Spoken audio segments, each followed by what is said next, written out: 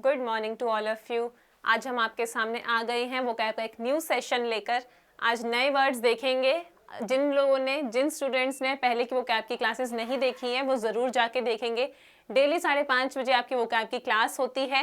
मैं आपके लिए वोकैब की क्लास लाती हूँ जिसमें हम वर्ड्स देखते हैं, उनके मीनिंग्स होते हैं। मीनिंग्स के साथ हम क्या देखते हैं कि उसके सिनोनिम्स, एंटोनिम्स और एग्जाम्पल्स भी देखते हैं जिससे हमें अच्छे से समझ आता है। तो बिना टाइम वेस्ट करते हुए आगे बढ़ते हैं। अपना फर्स्ट वर्ड हम देखते हैं, क्या है? एम्बिगुअस। क्या मतलब है इसका भाई? कि कोई चीज जो अस्पष्ट है, वेग है।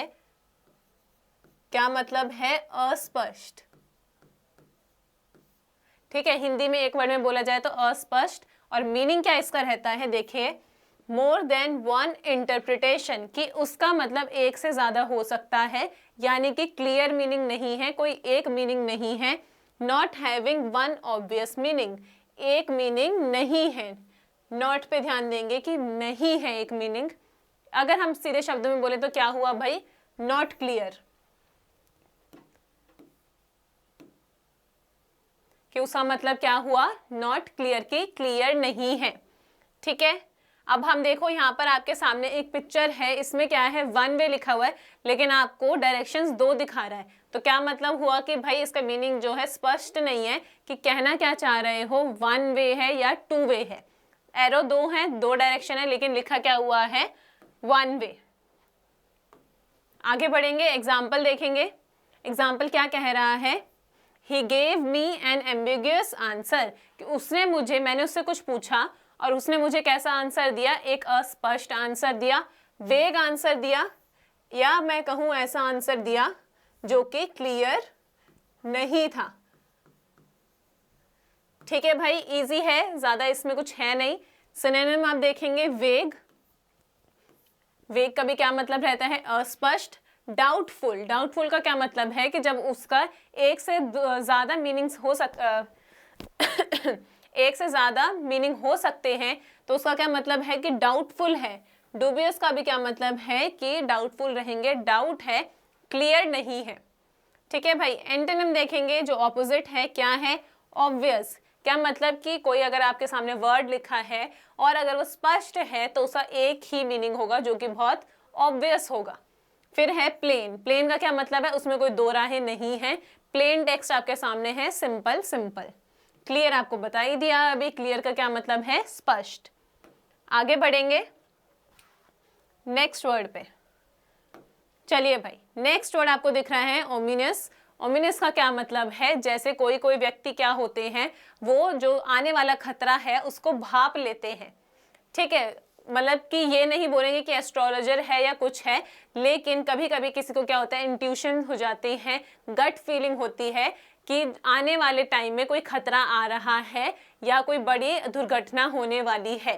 तो वो क्या है आपके सामने? ओमिनियस।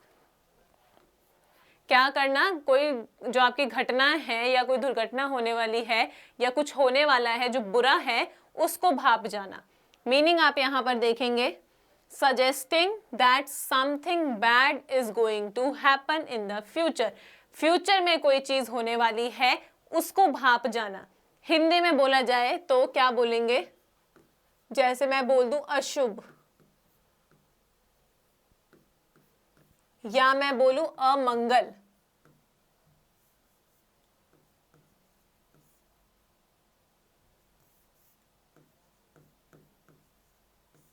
ठीक है भाई, कोई अशुभ चीज होने वाली है, कोई अमंगल चीज होने वाली है। इंडिया में आपने देखा होगा, कोई कांच टूट जाता है या काली बिल्ली जो है रास्ता काट जाती है, तो क्या बोल देते हैं कि अशुभ होगा भाई, अभी तुम मत जाओ, है ना, कि किसी और को जाने दो पहले, तो हम नहीं जाएंगे। तो वो क्या रहता है? एक अशुभ चीज है, एक अमंगल चीज है। पिक्चर से आपको देख के ये समझ आ रहा है, ये एक इंसान खड़ा हुआ है और ऊपर क्या है कि कुछ ना कुछ तो बुरा होने वाला है। आपको देख कर पता चल रहा है कि कुछ अमंगल होने वाला है, कुछ अशुभ होने वाला है। एग्जाम्पल देखेंगे। देखिए भाई, एग्जाम्पल क्या कह रहा है? He spoke in ominous tones. वो ऐसी टोन्स में बात कर रहा है जैसे कि उसे आने वाले खतरे को वो भाप चुका है पहले ही। वो इस टोन में इस तरीके से बात कर रहा है। अब इसका जो सिनोनिम है मीनेस, देखिए वो उसका क्या मतलब है? मीनेस का कि खतरा। इसका क्या मतलब है? खतरा। जो सारी चीजें हैं, डू मी, थ्रेटनिंग, क्या मतलब हम निकाल सकते हैं कि खतरा है, अमंगल है, अशुभ होने वाला है। ठीक है भाई, सारी चीजों का मतलब यही रहेगा, डू मी, थ्रेटनिंग, कोई चीज डरावनी होने वाली है, कोई दुर्घटना होने वाली है, कोई खतरा है फ्यूचर में जो आने वाला है। एंटोनिम्स देखेंगे, होपफुल, होपफुल क्या है, ये सारे जो वर्ड्स आपके सामने हैं, होपफुल और प्रॉमिसिंग, ये क्या है, पॉजिटिव वर्ड्स हैं। क्या है, पॉजिटिव वर्ड्स हैं। ऊपर वाले आपने देखे कि नेगेटिव है, डरावने हैं, खतरे वाले हैं, लेकिन होपफुल का क्या मतलब है कि कोई आपको पॉजिटिव होप दिखाई दे रही है फ्यूचर में। या फिर आप बोले प्रॉमिसिंग, प्रॉमिसिंग भी क्या है, कोई आपको अच्छी चीज लग रही है कि होने वाली है। तो ये वर्ड्स कैसे रहेंगे आपके सामने, पॉजिटिव। आगे बढ़ेंगे, नेक्स्ट आप देख पा रहे हैं क्या लिखा हुआ है, इम्प्रॉम्प्टू। जैसे कि आप लोग एक एक्टिविटी होती है आपके स्कूल्स में एक्सटेम्परी की, वो क्या होती है कि आपको बताया नहीं जाता है कि क्या टॉपिक्स हैं। ठीक है, उसमें टॉपिक्स आपको नहीं बताए जाते हैं, आप स्टेज पर जाते हैं और आपको कोई बाउल होता है, उसमें से आप चिट निकालते हैं, टॉपिक देखा आपने, और आपको 1 मिनट दिया जाता है ज़्यादा से ज़्यादा, और आपको उस पर बोलना होता है। तो वो क्या है, इम्प्रॉम्प्टू है, कि आपने पहले से तैयार नहीं करी है कोई चीज़। मीनिंग आपका, आप एक बार इसका देखेंगे, कोई चीज़ जब आपने पहले से तैयार नहीं करी है तब उसका मतलब होता है इम्प्रॉम्प्टू।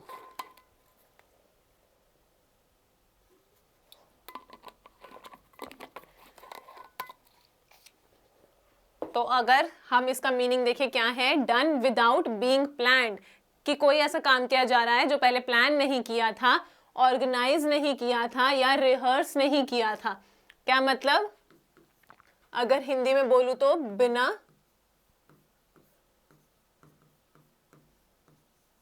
सोचे हुए आप कोई काम कर रहे हैं, कोई एक्टिविटी कर रहे हैं। जैसे आपके सामने ये है, ये एक एक्टिविटी हो रही है कि उसको अब एक स्पीच देनी है, उसको अभी अभी पता चला है कि उसको अब एक स्पीच देनी है। आगे बढ़ेंगे, चलिए भाई, आपने एग्जाम्पल देखा क्या है, 2 of my friends came by unexpectedly. क्या कह रहा है कि अनएक्सपेक्टेडली मेरे 2 फ्रेंड्स आए और फिर हमने क्या किया, we had an impromptu little party. हमने क्या करा, इम्प्रॉम्प्टू लिटिल पार्टी कर ली। क्या मतलब कहने का कि 2 जो मेरे फ्रेंड्स थे वो अनएक्सपेक्टेडली आ गए, तो पहले से प्लान्ड नहीं थी पार्टी, बट वो आए तो हमने इम्प्रॉम्प्टू एक छोटी सी पार्टी कर ली, मतलब पहले से प्लान्ड नहीं थी। सिनोनिम देखेंगे इसका क्या है, अनस्क्रिप्टेड। जैसे आप कोई रियलिटी शोज वगैरह आपके होते हैं तो उसमें क्या होते हैं, कुछ होते हैं स्क्रिप्टेड, कुछ होते हैं अनस्क्रिप्टेड, कि उन्होंने पहले से कुछ तैयार नहीं कर रखा है, कोई रिहर्सल नहीं करी है। फिर है आपका एक्सटेम्परी, जो आपको होता ही है आपके एक्टिविटी स्कूल्स में, जो मैंने आपको बताई कि आपको एकदम से स्टेज पे जाके बोलना होता है। एंटोनिम क्या हो जाएगा कि अब आपने पहले से ऑर्गेनाइज्ड हैं, आप प्रिपेयर्ड हैं, प्लान्ड है। तो आपके सामने देखिए क्या है, प्रिपेयर्ड, रिहर्स्ड, प्लान्ड, कुछ भी आप कर सकते हैं इसके आगे, ऑर्गेनाइज्ड। ठीक है भाई, ये सारे आपके रहेंगे इसके एंटोनिम्स। आगे बढ़ेंगे, चलिए भाई आप देखिए अब क्या है, लेटेंट।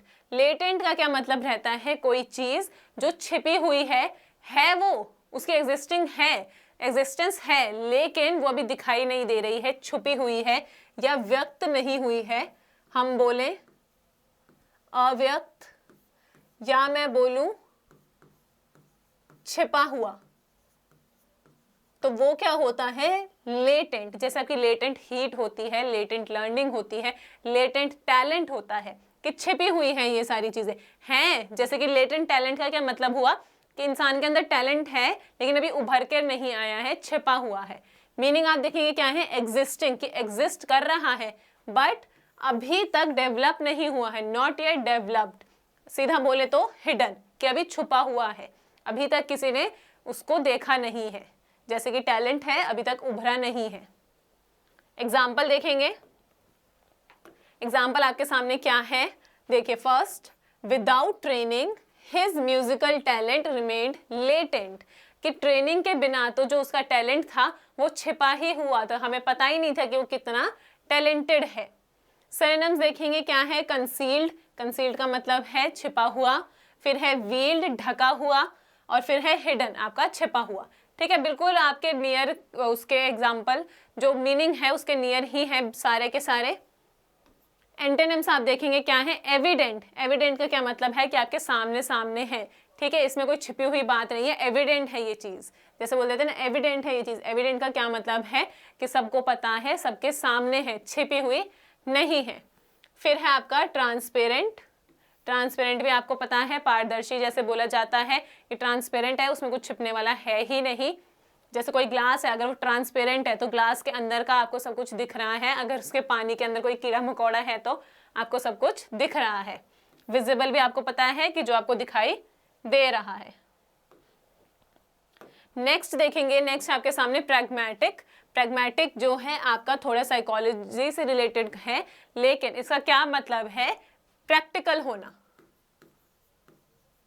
ठीक है, अगर हम अपनी सरल भाषा में बोले क्या मतलब है प्रैक्टिकल। मीनिंग देखते हैं क्या है, थोड़ा सा बड़ा लिखा हुआ है लेकिन समझने के लिए अच्छा है। क्या, डीलिंग विथ थिंग्स सेंसिबली, कि क्या कर रहे हैं आप, जो चीजें हैं, जो थिंग्स हैं उनसे डील कर रहे हैं, कैसे कर रहे हैं, सेंसिबली, रियलिस्टिकली, ऐसे तरीके से कर रहे हैं, in a way that is based on practical. Practical चीज पे बेस्ड है जो आप डील कर रहे हैं, सेंसिबली कर रहे हैं, रियलिस्टिक तरीके से कर रहे हैं और प्रैक्टिकल बेसिस पे कर रहे हैं, ना कि थियोरेटिकल। जैसे बोलते हैं ना कि भाई बुकिश नॉलेज से बाहर निकलो, अगर तुम्हें दुनिया में रहना है तो तुम्हें क्या होना पड़ेगा, प्रैक्टिकल। जो चीजें बुक में लिखी हुई हैं सारी चीजें वैसी की वैसी नहीं होती हैं। थियोरेटिकल जीवन नहीं है, जीवन कैसा है, प्रैक्टिकल। आपको प्रैक्टिकल नॉलेज होनी बहुत जरूरी है। अब जैसे आप इधर देख सकते हैं, ये नीचे पानी है, ठीक है, पानी है, तो कार या फिर एरोप्लेन में से प्रैग्मेटिक कौन सा होगा, एरोप्लेन, क्योंकि पानी में तो कार चल नहीं सकती है। तो वो क्या है, ना तो वो सेंसिबल है, ना तो ये चीज रियलिस्टिक है, और ना ही प्रैग्मेटिक है। प्रैक्टिकल चीज क्या है कि आप एरोप्लेन से जाएंगे। एग्जाम्पल देखेंगे, देखिए एग्जाम्पल में क्या लिखा है, we need to adopt a more pragmatic approach, कि हमें जो है भाई और ज़्यादा प्रैग्मेटिक अप्रोच की ज़रूरत है और ज़्यादा प्रैक्टिकल अप्रोच की ज़रूरत है।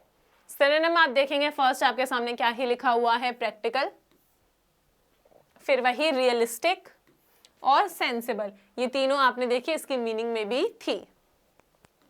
एंटोनिम आप देखेंगे, एंटोनिम क्या है, आइडियलिस्टिक। आइडियलिस्टिक क्या है कि थ्योरी की चीज़ों पर कर रहे हैं, जो आइडियाज़ हैं उन पे कर रहे हैं, थ्योरी की चीज़ों पे हैं, आप प्रैक्टिकल नहीं है। ठीक है, इम्प्रैक्टिकल उसी का, आपके प्रैक्टिकल का उल्टा एंटोनिम, और रियलिस्टिक का उल्टा आपका हो गया अनरियलिस्टिक। ठीक है भाई, तो आज के लिए इतना ही है। आज का सेशन थोड़ा सा छोटा है, लेकिन आई होप आप लोगों को अच्छा लगा होगा। आप लोग कमेंट करके ज़रूर बताइएगा आपको क्लास कैसी लगी।